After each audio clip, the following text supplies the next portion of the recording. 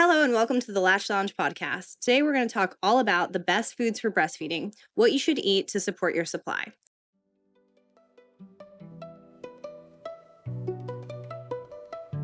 I'm Amber Ginn, IBCLC, and empowering moms in their breastfeeding journey is what I do. Breastfeeding comes with a lot of opinions.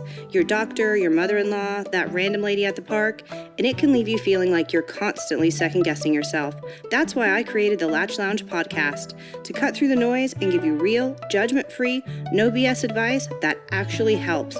Whether you're nursing, pumping, or combo feeding, this is the place for you to get the real support and information you deserve.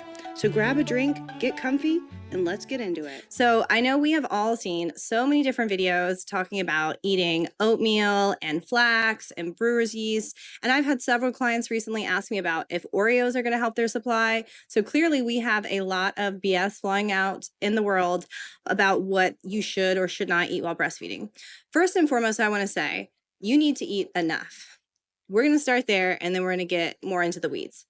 Enough food for a breastfeeding mother or a mother postpartum is certainly going to be above 2,000 calories. If you're a postpartum mother or an adult woman for that matter, you almost certainly should be eating above 2,000 calories.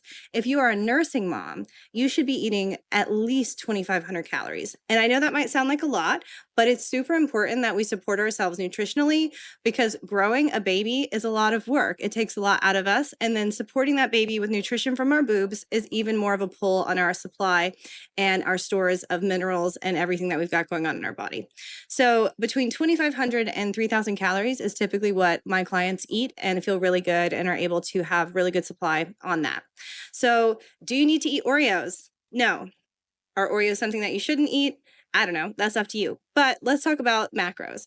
Macros are carbs, protein, and fats. So my favorite macro is fat. I think fat is super duper important and it's super overlooked, but let's talk about the other two as well. Protein's also extremely important when it comes to maintaining all of the bodily functions that we have. We think of protein like the building block of everything else. Carbs and fat are fuel, but protein's what we build with. So having really good protein stores in our body is really important. Consuming enough protein is really, really important. So how much protein should you be eating? Depends on who you talk to. I would say a general rule of thumb is 1 gram of protein per pound of lean body weight. So that means if you weigh 165 pounds now, but maybe in high school you weighed 145 pounds, then you probably don't need to eat 165 pounds. You probably could eat closer to whatever your lean body weight would be, as in if you were just super fit, like bikini model, like how many pounds would you weigh? Eat that many. If you want to eat the amount of protein that your body weight is, I have a lot of clients who they are not at a lean body weight, let's say, and they're eating as many grams of protein as they weigh because that's what feels good for them. So we wouldn't think of protein as like, we definitely want to eat enough. And if we eat a bit more, in most cases, that's completely fine. Of course, quick disclaimer, I am not a registered dietitian and I'm not a nutritionist. And I'm not someone who thinks that you have to talk to either of those people to get information about nutrition. But I just want to say that. So always discuss anything about your nutrition with whomever it is you feel that you should discuss it with. So let's talk about carbs. Carbs are such a hot topic and have been since like 2017 with the rush of like keto and low carb diets and carnivore diets. We have a lot of people vilifying carbs as just the worst evil thing in the world. Carbs are also extremely important. Carbs are so important for our hormones, for our stress response. They're really, really valuable for most people. With that said, I am very comfortable supporting moms who are doing a ketogenic or carnivore diet for whatever reason that they choose to do it. I am not anti-low carb diets whatsoever, but I think we need to understand the why behind how we're choosing to eat. So if you're thinking about choosing a low carb diet, just be curious about the effects on your supply, the effects on your stress, all of those things, and make an informed decision. And if you are breastfeeding, definitely work with a lactation consultant like myself, who is trained and experienced in supporting moms who are on lower carb diets, whether if it's for therapeutic health reasons or for whatever reason, because you just want to be on one. You definitely can make your supply work with lower carbs, but it's a little bit more nuanced. As far as carbs go, let's talk about my favorite sources of carbs. So I know we get a lot of messaging, especially from the like food guide pyramid type people that we want to focus on whole grain carbs and complex carbs. And while that can be very true, a lot of times postpartum, some of the best carbs to consume are simple carbs. Things like fruit that's ripe. We don't want to be eating green bananas. We don't want to be eating like hard peaches that we get at the store. We want to eat ripe fruit that nature would want us to eat if we went out and picked it off the tree. So ripe fruit, things like honey, maple syrup, even sugar, dare I say. I have a lot of moms who struggle with sleep. And so this was not what this podcast is about, but you guys are about to get a really juicy little tidbit here, a very helpful tip. I have a lot of moms who struggle with sleep. And if they wake up in the night and they can't fall back asleep, one of my biggest tips, both postpartum and during pregnancy, is to get up and have a glass of milk or maybe a boiled egg or a piece of beef jerky, whatever protein you like, and like a tablespoon or two of sugar dissolved in your milk if you're having milk, or just straight up eat it. Honey, a couple tablespoons of honey. Either of those things, so helpful for helping you sleep, because a lot of times when you wake up at night, it's like a cortisol situation or it's like a blood sugar situation related to cortisol. And so if you can just tell your body, like, we've got the fuel, typically you can fall back asleep really easily. So I skipped a bit over protein in terms of what proteins are best. So in my opinion, when we're focusing on any nutrient, any macro, any mineral, anything, we want to focus on bioavailability of the nutrient. So when we're thinking of protein, we want to be focused on bioavailable protein. I know you've probably had a vegan friend or a vegetarian friend who tells you just how much protein is in broccoli or spinach or whatever.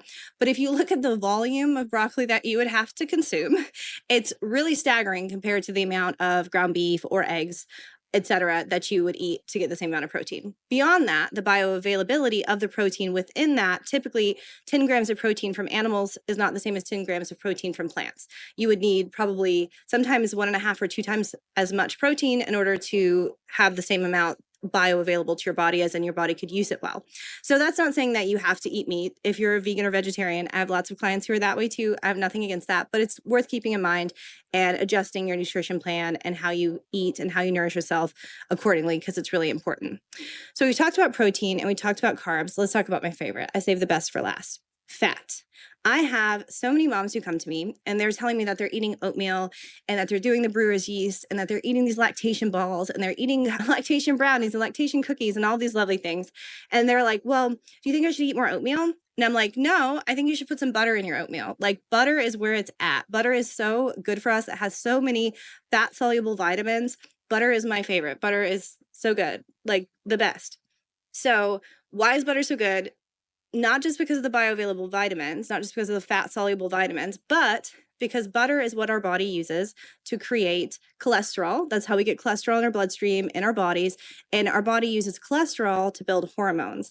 And as you probably know, the way our body dictates milk supply is hormonally. It's a hormonal cascade that tells us to make more milk or less milk, that tells us, oh, let's use all of this. Now, I'm not going to get too in the weeds, but let's use all this pregnenolone for cortisol instead of progesterone or instead of whatever. So it's like we're starting at the top and we're going down, and we want to make sure that we're giving our body everything it needs to make enough of each hormone that it needs for us to produce enough milk.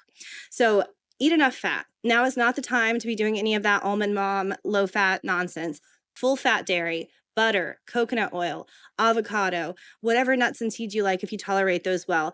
Fatty cuts of fish, fatty cuts of meat, all of those things are so good for you and will make you feel so much better. So I'm a big fan of telling my clients that pumping, latch, all those things are really important. But if your nutrition is not dialed in, if you are not properly nourishing your body, you are going to have a hard time. You're going to have a hard time producing enough milk. You're going to have a hard time making enough energy to get through the day with your baby. You're going to have a hard time sleeping, and everything else in your life is going to be affected by that lack of nutrition. So what I'm really big on, though, is nuance. While I definitely think eating grass-fed beef and raw milk and, local produce, all those things are really great, what we really want to think about nutrition as is like a good, better, best. So maybe you don't like raw milk or you can't afford raw milk. This is not a discussion of that really, but like that's the pinnacle in my opinion. You're allowed to have your own opinion, but that's my opinion. Raw milk is the best, right? So let's say I can't afford raw milk. Well, okay, I could get organic, low-temp pasteurized milk at the store. Let's say that's still kind of out of my budget. Then I could get whatever full-fat milk. That's good. Like, we don't always have to be the best choice. We do not always have to be grass-fed, grass-finished, raised across the block from you, hand-massaged cows. Like, we don't always have to be that, but we just want to make sure that we're making educated and empowered decisions around our nutrition within what we have available to us. Some of us have more accessibility to in-season produce depending on where we live. Some of us have more access to pasture-raised meats depending on where we live. And some of us are just trying to make our food budget stretch as far as it can. And wherever you are, that's totally fine. Focusing on really good quality nutrients in terms of bioavailable, so good quality protein, good quality fat, good quality carbs as best you can is going to make a big, big difference. Does this mean you can never have your Diet Coke? No.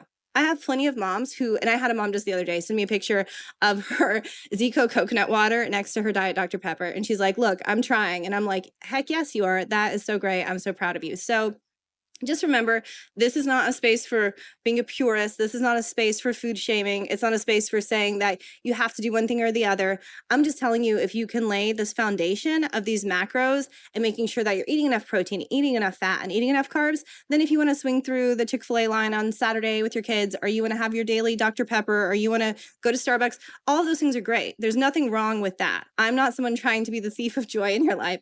I'm just telling you that you definitely do want to prioritize your nutrition in terms of making good milk. So I have a lot of moms ask me what I think of supplements in terms of not like lactation supplements specifically, but just more in terms of whole body support supplements, magnesiums, vitamins, that sort of thing.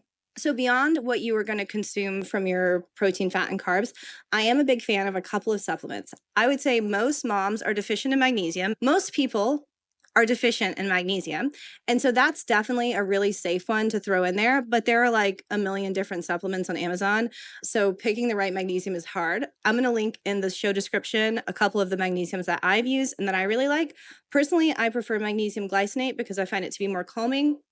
Magnesium malate can be really good if you're a little bit sleepy with the glycinate. So typically when I'm talking and working with moms, I suggest getting both so that you can have your morning magnesium for when you need a little bit more energy and then your evening magnesium for when you want to wind down a little bit.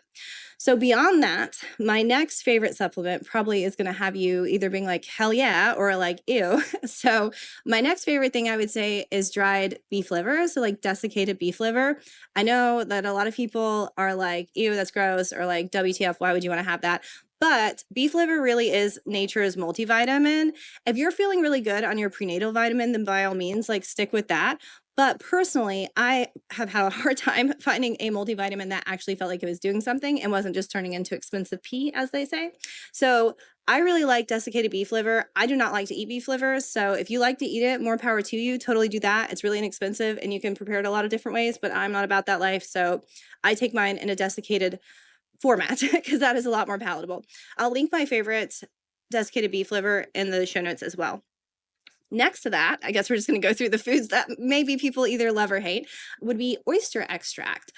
Selenium is extremely important to our thyroid function, and our thyroid function really governs our metabolism, which governs hormone production. So having enough selenium and zinc and all those other awesome minerals is really, really important. So I also really like an oyster extract supplement. So it's literally like dried and ground up oysters shoved in a little pill capsule and you take it. If you're someone who likes canned oysters, which I actually do, I know some people think they're icky, but I like them. That can be a really great way to get those things without having to buy a supplement. So I will link my oyster supplement that I take in the show notes as well. But again, a can of smoked oysters, super good. Have your husband take you out for romantic oysters on the half shell kind of night. Really great. You really can get by with consuming oysters like once or twice a week and have sufficient selenium and zinc that way. Another source of selenium and zinc that can be really awesome if you handle nuts well and you don't like oysters is Brazil nuts. So I would say those are really, really important. Beyond that, I would say whatever other things you feel you need, like if you have been told you're deficient in something or you read about something or whatever other supplements, totally do your own research and make your own decisions there. But those are just my big ones that I think are super duper important. So we're going to like briefly touch on hydration because we can't really talk about nutrition without talking about hydration because it's also super pivotal in how our body functions. So definitely having good quality water that is not just plain old water is really, really important. We want to be mineralizing our body heavily, and we can do that with good quality water that has minerals added to it, water that has electrolytes added to it, things like bone broth, juice, soups and stews and whatnot made with, bones and different parts of animals. That's really great. Making sure you're drinking enough really good quality water is super important. You do not want to be drowning yourself like a gym bro. You want to be drinking to thirst. And if you're excessively thirsty, it could be caused by something else, a lot of times from under eating or stress, that sort of thing. So you definitely want to be having good quality water in addition to all of that. One food item that I forgot, since I guess I'm just going to be throwing out all the weird stuff, is seaweed. Seaweed is really great. So if you like kombu or wakame, any of those things are really great. If you like the little nori sheets that your kids probably, if you're like kids are like mine, you buy packed from the store and then they're gone like before you even get home from the grocery store, anything like that, really good source of iodine and other minerals. That's why sea moss was so popular. I don't know if it still is. That can be a great supplement. Do your own research. But if you like seaweed, those things are really awesome. I'm a big fan of moms making bone broths or whatever kind of broths they like, or buying bone broths. Those can be a really awesome way to get all of the minerals and protein in one go. And if you're creative, you can add things like fatty meats and some cooked potatoes or cooked rice, and then you hit all your things in one go. Again, I just want to make sure that listening to this has made you feel better and not overwhelmed. You can make one little change at a time. Let's say you have margarine in your fridge right now. That's probably not the most nutritious thing for you in terms of supporting your supply. If you're someone who just loves margarine, or you're like one of the clients I had recently where your mom is like, well, you have to use margarine, you can't have butter, educate yourself and play around with it. Try some butter and see how you feel. Like, you don't have to make big shifts overnight, but any little step or switch that you can make towards a more supportive food is going to be better for you, and it's going to be better for your baby. When it comes to nutrition, we want to be really curious about our why behind how we're nourishing ourselves. And I don't want to get too off in the like woo-woo side of like, what do we think about ourselves and what do we think we deserve? But a lot of women are very restrictive around eating. They grew up in a time where women were told that fat is bad and that skinny is good. And I remember watching, what the hell is that show called? The show with Tyra Banks, America's Next Top Model, maybe? Yeah. And like seeing this skinny woman have like these men tell her that she like couldn't be a model because she had too much belly fat. And I was like, what the heck? Like, what if she's fat? Like, what am I? So a lot of us have this mental trash like in our brains around nutrition and around how much to eat. But postpartum is not the time to be limiting.